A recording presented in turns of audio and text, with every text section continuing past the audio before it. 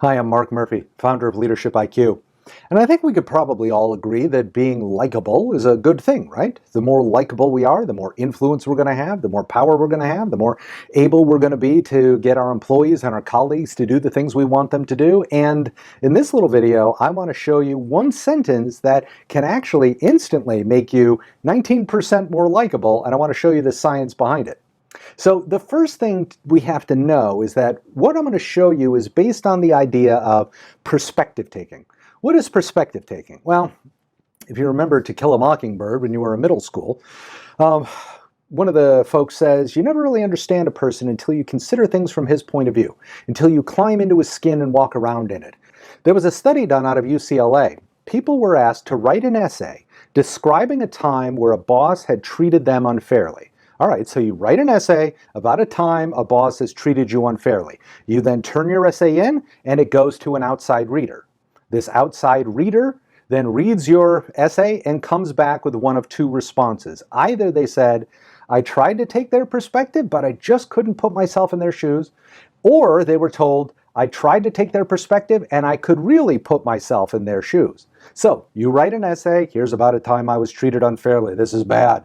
I give it to somebody to read and they come back and they said either, I just couldn't put myself in your shoes, or I could really put myself in your shoes. Here's the kicker.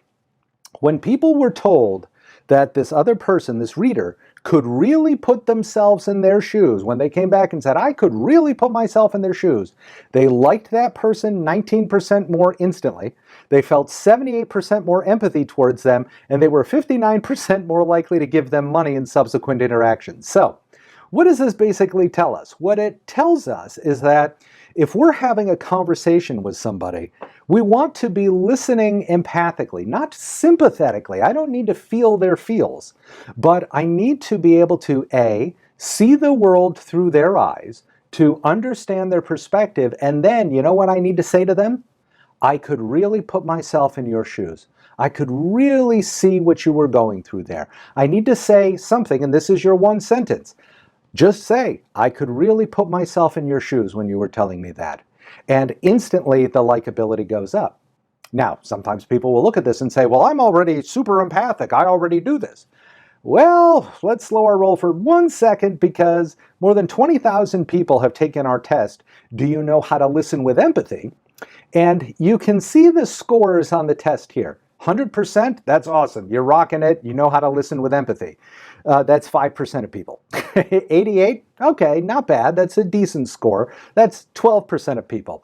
But then when we start to get down to, I'm getting less than 2/3 right, I'm getting less than half right, you can see the vast majority of people are not doing well on this test of listening with empathy.